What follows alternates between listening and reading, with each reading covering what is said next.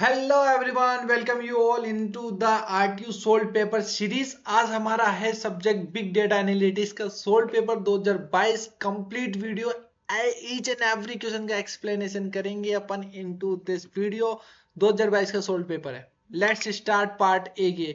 Before to start देखिए, part A के अंदर 10 क्वेश्चन आते हैं। यूजुअली एक जर्नल पैटर्न है एग्जाम का, उसमें 10 क्वेश्चन आते हैं। 20 मार्क्स यानी 2 मार्क्स के ईच क्वेश्चन हो गया।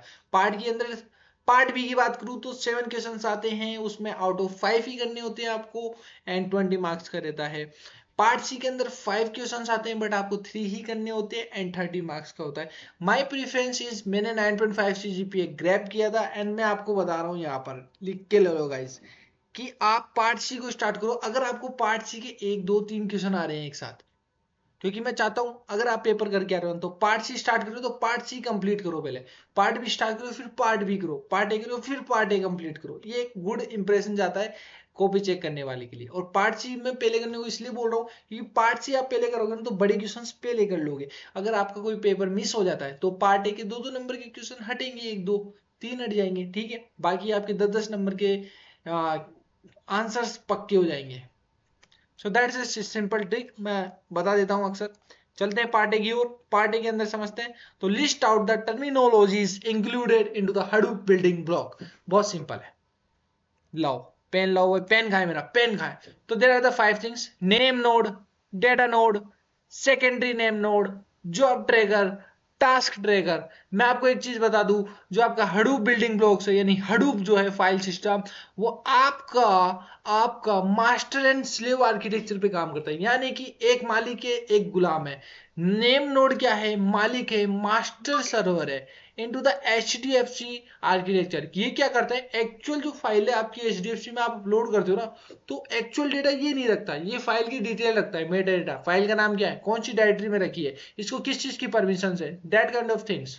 तो ये मेटा डेटा रखता है बेसिकली।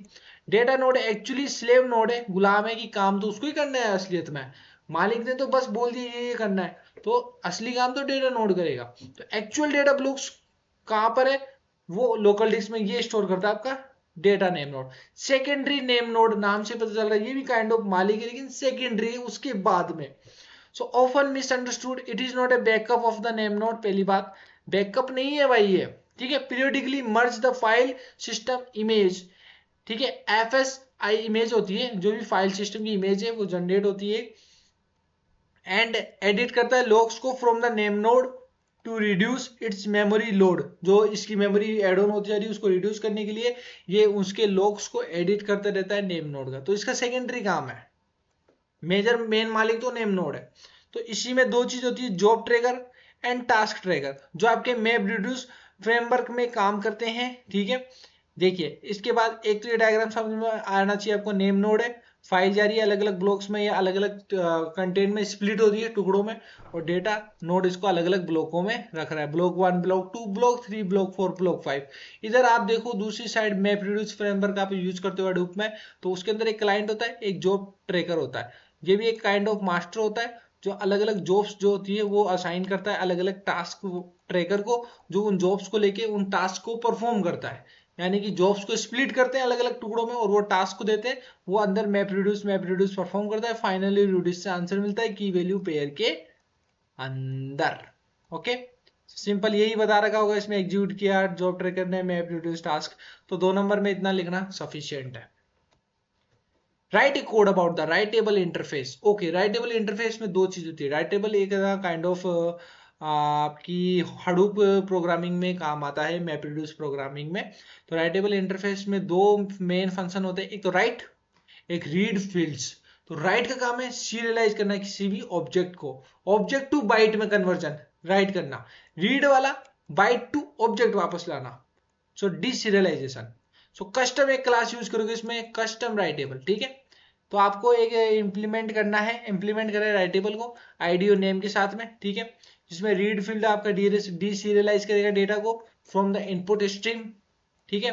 एंड ये सीरियलाइज करेगा डेटा को टू द आउटपुट स्ट्रीम। तो सीरियलाइज करना डेटा को आउटपुट स्ट्रीम में राइट हो गया, और दोबारा इनपुट स्ट्रीम से करना है डेटा को फ्रॉम इनपुट स्ट्रीम, तो रीड फील्ड्स हो गया। हमने एक पब्लिक क्लास ली राइटेबल जिसको इम्प्लीमेंट किया है राइटेबल से, ठीक है, कस्टम इनपुट नेम लिया, एक कंस्ट्रक्टर बनाया, एक पैरामीटराइज कंस्ट्रक्टर लिया अपन, ये दोनों इंस्टेंशिएशन के टाइम पे क्या ओनली ऑटोमेटिक क्रिएट हो अपलोड हो जाएंगे, ठीक है। एक तो रीड फाइल का बनाया, एक राइट फाइल का बनाया, ये दो इंपॉर्टेंट मेथड है, इन दोनों को पढ़ के जाना और एग्जाम में लिख के भी आ रहा है।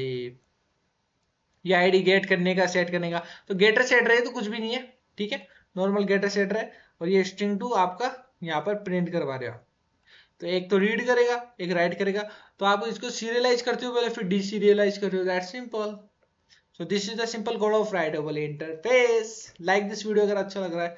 Now 3 V's of the big data. Simple है भाई. Volume, velocity, variety. Volume में large amount of data की बात करें. Scalable, अलग अलग sources से data आ रहा है. Social media से data आ रहा है. Sensors जो IoT भी यूज कर रहे हो वहां से data आ रहा है. Transaction से आ रहा है. जो भी आप पेमेंट्स करते हो, गूगल पे कर रहे हो, जी पे कर रहे हो, फोन पे कर रहे हो, फलाना ढीकना कर रहे हो, इधर से डेटा आ रहा है, उधर से डेटा आ रहा है, सोशल मीडिया से, अमेजोन से आ रहा है, फ्लिपकार्ट से डेटा, बहुत सारे डेटा बनाते जा रहे हैं, बिग डेटा हो रहा है, चैटें चल रही है, गर्लफ्रेंडों से बातें चल रही है, बातों पे बातें चल रही है, बातों पे बातें चल रही है। तो क्या हो रहा है, ये अपना डेटा बनता जा रहा है, बनता जा रहा है, एनक्रिप्टेड डेटा कुछ बोल रहे हैं लेकिन पैकेट में डेटा उठाया जा रहा है। तो आपकी प्राइवेसी की लग रही है, लेकिन क्या करें, अब हमारे हाथ में है नहीं, मजे करो। तो लॉक्स है तो लॉक्स लग रहे हैं, ठीक है। एग्जाम्पल ये कि फेसबुक ने जनरेट किए terabytes of data every day generate करता है, इतनी सारी वीडियोस अपलोड होती है, इतने सारे लोग पोस्ट डालते हैं, लाइक करते हैं, शेयर करते हैं, पता नहीं क्या क्या करते हैं, बहुत हेडेक है यार सोशल मीडिया पे। सो वेलोसिटी, वेलोसिटी ये हो गई स्पीड। सो डेटा जो आपका पास कर रहा है वो बहुत ही किस स्पीड से जा रहा है, किस स्पीड से प्रोसेस कर रहा है वो डेटा, कैसे आप एक पोस्ट अपलोड कर रहे हो तो कैसे क्या टाइम लग रहा है उसको, अपलोड हो रही है, फिर आगे जा रही है, फिर वो दिख रही है पोस्ट, आपको लाइक कर रहा है, वो एनालाइज हो रहा है, आंसर आ रहा है। So this is generated, processed and analysed, ठीक है। Variety, different type of data and formats. Structure data आ रहा है, टेबल का डेटा मिल रहा है सर आपको, अनस्ट्रक्चर डेटा आ रहा है सर, सेम स्ट्रक्चर डेटा आ रहा है, जेसन में आ रहा है, एक्सएमएल में आ रहा है, ठीक है सर, इमेजेस में मिल रहा है, वीडियोस में मिल रहा है, सेंसर्स, अलग अलग तरीके के डेटाज मिल रहे हैं मुझे, ठीक है। तो ये तो हो गए mainly 3 V's। Actually big data के 7 होते हैं। एक होता है वेरासिटी, ठीक है, एक होता है वैल्यू, एक होता है वेरिएबिलिटी, एक होता है विजुअलाइजेशन। डेटा को किस तरह से विजुअलाइज करें, वेरिएबिलिटी किस तरह से वो अलग अलग वेरिएबल्स में डल सकता है। वैल्यू यानी कि अगर कोई आप डेटा पढ़ रहे हो तो उसका मीनिंग, एक्चुअल मीनिंग होती है, like Sahil is a good boy, तो इस लाइन का अर्थ पता है, अब इसको उल्टा कर दूं तो इज गुड साहिल ए, नहीं है, मीनिंग ही नहीं है, तो उसका डेटा की मीनिंग होना चाहिए। वेरासिटी भी उसी एक्यूरेसी, डेटा की एक्यूरेसी में आता है। सो 3 V's हो गए। Difference between pseudo distributed mode and fully distributed mode, ठीक है, ठीक है भाई, समझ गए, सूडो एंड फुल्ली, ठीक है। तो देखो एक चीज मैं बताता हूँ, सूडो में क्या होता है, एक सिंपल बॉक्स होता है, और जो अपन ने ये वाले देखे ना, ये वाले नोड्स है ना पांचों, ये पांचों के पांचों एक सिंगल बॉक्स में होते हैं, ठीक है, 4 5, ठीक है। और यहाँ फुल्ली के अंदर क्या होता है, अलग अलग इनके पर्सनल पर्सनल सबके अपने अपने ब्लॉक्स होते हैं। एक चीज समझ में आ गई पढ़ो, अब इसको इसी को पकड़ के चलते हैं, ठीक है, इसी को पकड़ के चलेंगे, आंसर आ जाएगा। Definition, simulate a cluster on a single machine, single box, actual Hadoop cluster with multiple machine and nodes. पहली line clear. Ideal for the development and testing, क्योंकि ये रियल वर्ल्ड में काम नहीं करना है। Users for production level, right, बिल्कुल सही बात है। ओल्ड डेमन से इसमें डेटा दिस रन लोकली चलते हैं, बिल्कुल सिंगल फाइल है, एक ही बॉक्स में, तो सारे लोकली चलेंगे। Daemons are the distributor across the different different machines. Net पर AWS पे डाल दिया, किसी ने GCP पे डाल दिया, किसी ने Azure पे डाल दिया, अलग अलग जगह पड़े नोट्स, उनको आप मंगा रहे हो। Limited by the single machine resource, high performance scalable है ये। नीचे चलो, communication occur on local host, right, and real network पे ये होता है। आगे बढ़ो भाई, इजी टू सेटअप है, क्योंकि ये भाई सिंपल एक फाइल भी तो लोकल पे चलाना है तुम्हें। ये कॉम्प्लेक्स एंड कॉन्फ़िगरेबल है, कहाँ से क्या डेटा आएगा, कैसे मैनेज करूंगा, फलाना ढीकना। ये लिमिटेड है, सिंगल पॉइंट ऑफ फेलियर है, लिमिटेड है, क्योंकि इसका आप फेलियर हैंडल कर सकते हो। हाई चांसेस है कि कौन से नोड से क्या एरर आ जाए, कैसे इन दोनों में कनेक्शन एस्टेब्लिश करूं, बहुत सारी दिखते हैं, ठीक है। बट रियल प्रोडक्शन पे तो यही काम आता है। Fully distributed, developer testing Hadoop code on laptop, Hadoop की किसी पर्टिकुलर को टेस्ट करना है उसके लिए है। Big data processing in the data centre, we use fully distributed mode. What is Hadoop API भाई? हडूप एपीआई कुछ ही नहीं है, एक एप्लीकेशन प्रोग्रामिंग इंटरफेस है which is a set of library and interfaces का बनाता है। एक एपीआई ये होती है, set of library interface provided by Apache Hadoop framework है। जो मेन काम क्या है वो बताओ ना सर। हडूप के जो वेरियस कंपोनेंट्स है ना, लाइक सर एचडीएफएस हो गया, ठीक है, हडूप डिस्ट्रीब्यूटेड फाइल सिस्टम हो गया, मैप रिड्यूस हो गया जिसके अंदर जॉब ट्रैकर और टास्क ट्रैकर काम करते हैं सर, यान हो गया, येट अनोदर रिसोर्स नेगोशिएटर हो गया, ठीक है, other tools in ecosystem, hive हो गया, ये लैंग्वेज है अपनी, ठीक है, पिग एंड हाइव, हाइव बनाई अपनी फेसबुक ने, पिग बनाई अपनी याहू ने। तो ये एक तो फ्लो लैंग्वेज है और एक अपनी डिक्लेरेटिव लैंग्वेज है लाइक एसक्यूएल। तो अपनी अपनी लैंग्वेजेस हैं, तो इन सब पर अपन को काम करना है ना, 4-5 अलग अलग चीजें, तो उसके लिए एपीआई लगेगी। दैट इज योर हडूप की एप्लीकेशन प्रोग्रामिंग इंटरफेस है, that is your Hadoop API. Main components की बात करूं इसके अंदर, उससे पहले देख लेते हैं। This API enable users to write applications and process in a large amount of data distributed computing environment. वही बातें हैं सब, ध्यान मत दो ज्यादा। Main components of Hadoop API आ गया आपका एचडीएफएस एपीआई, मैप्रेड्यूस की एपीआई हो गई, यान की अपनी एपीआई होगी, और कॉमन यूटिलिटीज की एपीआई लाइक कौन कौन सी लैंग्वेज अपन कैसे कैसे यूज करने, लाइक पिक स्क्रिप्ट यूज कर रहा हूं मैं, हाइव यूज कर रहा हूं। So these are some different API for this. Clear है भाई? आगे चले। List out the writable classes. There are so many writable classes, guys. Understand this. Primitive writable classes, these all are. Array writable, these all are. Map writable, these all are. Others के अंदर these all are. Okay, इसके अलावा कुछ ही नहीं भाई। Classes की बात करें तो बुलियन हो गया, byte, int, vint, float, long, vlong, double. Array, 2D array, sorted map, map, abstract map. Others के अंदर बात करें, नल हो गई सर, टेक्स्ट हो गई, बाइट हो गई, जेनेरिक हो गई, खत्म। ये डायग्राम बढ़ा दो, एग्जामिनर बोलेगा अरे वाह क्या काम कर रहा है, इसको तो पूरे नंबर देता हूं। List the feature of Apache pig. Pig is a your language guys, pig Latin is a language, data flow language है कि डेटा कैसे लोड होगा, आएगा जाएगा। फीचर्स बताने हैं क्या? तो this is a high level data processing language, right. Syntax simple है, राइट। ऑटोमेटिक ऑप्टिमाइजेशन होता है, राइट। एक्सटेंसिबल, देखो पिग अपाचे की मैंने 3 आपको एबीसी बताए थे कि ये एक तो सिंपल है, बहुत स्मार्ट है टाइम के अकॉर्डिंग, और तीसरी चीज इसके अंदर एक है कि ये यूजर डिफाइंड फंक्शंस उसको एक्सेप्ट करते हैं, यानी do not limit the development में लिमिट नहीं है, आप खुद के अकॉर्डिंग कर सकते हो। बस यही है, ऑटोमेटिक ऑप्टिमाइजेशन कर रहा है, सिंपल है, और यूडीएफ यूजर डिफाइंड फंक्शंस को यूज कर सकते हैं, बहुत तरह के डेटा टाइप्स को सपोर्ट करता है ये, और ये सीमलेसली इंटीग्रेशन करता है हडूप इकोसिस्टम में, ऑटोमेटिक पैरेलाइजेशन करता है, सपोर्ट करता है स्कीमा चेकिंग को, lazy evaluation and build and debugging. Normal point से एक बार आप रीडिंग करोगे, अगर इसका आइडिया है तो आप खुद से भी 2-4 पॉइंट लिख के आ सकते हो। Draw hive architecture diagram. Hive का आर्किटेक्चर डायग्राम इज सिंपल। एक क्लाइंट होता है, उसने कोई क्वेरी दी, लेट सपोज, ठीक है, हाइव की क्वेरी दी, डिक्लेरेटिव लैंग्वेज दी उसने, तो ड्राइवर होता है उसका एक कंपाइलर टाइप में, पहले ड्राइवर के पास आता है, ड्राइवर उसको पार्स करेगा क्वेरी को, कंपाइलर को देगा उसकी लैंग्वेज में बना के, ठीक है, वो एक प्लान को एग्जीक्यूट करेगा जो आपके इंजन के ऊपर जाएगा, जो मेन इंजन जो काम करता है उसको एग्जीक्यूट करके वो मैप रिड्यूस के पास पहुंचाएगा, ठीक है, उस क्वेरी को, जहां पर मैप रिड्यूस में एक्चुअल जॉब्स डेटा पड़ा है अपना टास्क का, वो प्रोसेस करेगा, एचडीएफसी फाइल सिस्टम में घुस गया, ठीक है। अब आपकी क्वेरी सबमिट की है या गेट करनी की है तो वो जाएगा हडूप के मेन क्लस्टर के अंदर, और डेटा लोकेशन इसको मिलेगी मेटा स्टोर से, मेटा स्टोर से वो इसको लोकेशन मिली कि भाई ये लोकेशन है भाई, ये डेटा फेच होके वापस इसको मिलेगा, ये रहा मेटा डेटा यहाँ से प्रोवाइड हो रहा है, और डेटा को फेच करना गेट करना ये वाला काम चल ही रहा है, तो दोनों तरफ एरो आएंगे इसके, ठीक है, गेट कर रहा है, रिसीव कर रहा है, तो एग्जीक्यूट हो रहा है, ये सब मेटा स्टोर से इसको मेन फाइल की लिंक मिली और इसने यहाँ से एग्जीक्यूट करके क्लाइंट को मान लो वापस दे दी। तो this is the hive architecture. आप खुद से थोड़ा दिमाग लगाओ, हाइव कैसे चल रहा है या एसक्यूएल कैसे चलती है, नॉर्मल सोचे तो यही तरीका है, बस इसमें मैप रिड्यूस का तेज यूज कर रहे हैं, एचडीएफएस यूज कर रहे हैं, हडूप का क्लस्टर यूज कर रहे हैं, दैट्स ऑल।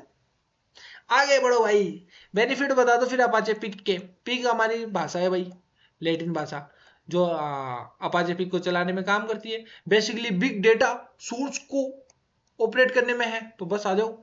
रिड्यूस कर दिया डेवलपमेंट टाइम को, Pig Latin simplify code compare to Java.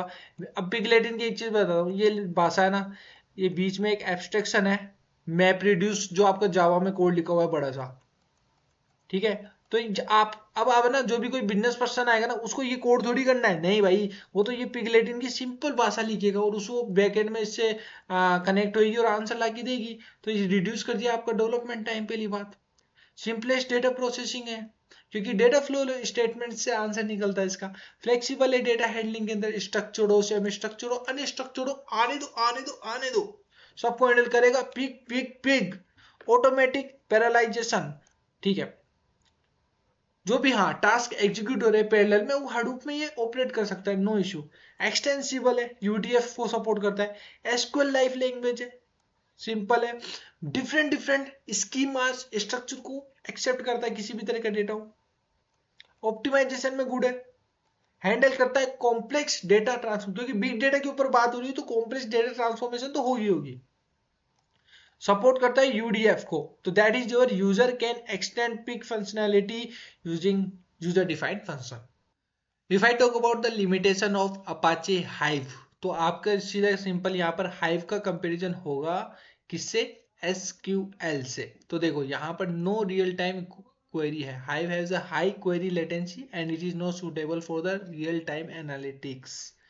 Limited support for the OLTP, यानी कि ऑनलाइन एनालिटिक्स आपका प्रोसेसिंग होती है, कि ऑनलाइन में एनालिटिकल प्रोसेसिंग जो होती है वो होती है आपकी OLAP, not a transitional processing, ठीक है।